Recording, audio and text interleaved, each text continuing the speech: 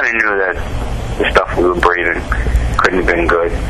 But I kind of put my faith in EPA people. You know, they told us that the air we were breathing wasn't bad.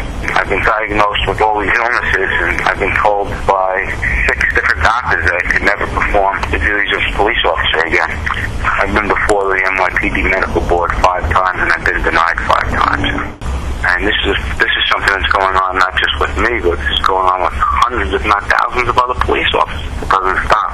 It doesn't end. It's just not a coincidence anymore. The guys in their 40s and early 50s are catching all these cancers and dying. I was there 10 months straight, from September 11th on. My union sent me to get my lungs tested, and I found out I had progressive lung disease.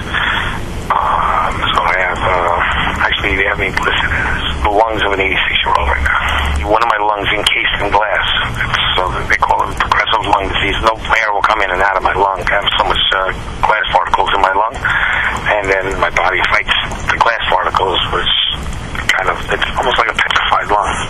I get the chills, I get the night sweats, and this went on for a few years. But the symptoms just got worse and worse and worse. My doctors did a full physical on me, and they told me that after all the CAT scan results and everything, that I had Hodgkin's lymphoma and sarcoidosis throughout my lungs. I had a tumor in my chest located between my aorta and my trachea, and I had 2 tumors underneath my liver and my gallbladder. They couldn't understand how this came about. I mean, they did the biopsies on them, and all they could say is that unknown substance was removed from the biopsy tumors. I saw the incredible destruction, 10-story high rubble, a city that I grew up in that I couldn't even recognize block to block where I was. Health-wise, we really took a beating down there with the exposures. Very early on, like I said, I had that trouble breathing, and I knew something's wrong there, but it didn't stop us from working. There's so many different symptoms, from the breathing in the lungs, reactive airway disease, COPD, asthma. Never had any of these things.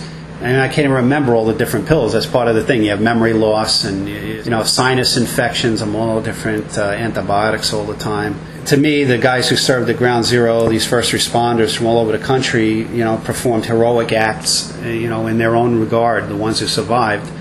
And they declared that 9/11 was an act of war. So to me, it would have been pretty simple to just declare these all as veterans and cover them medically.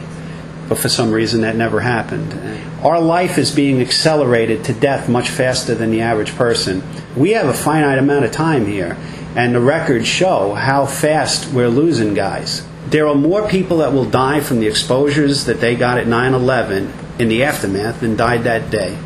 This is going to be forgotten and pushed under the rug, and that'll be it.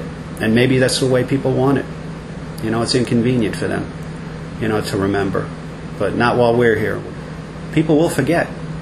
I fear it. Maybe that's what I fear the most.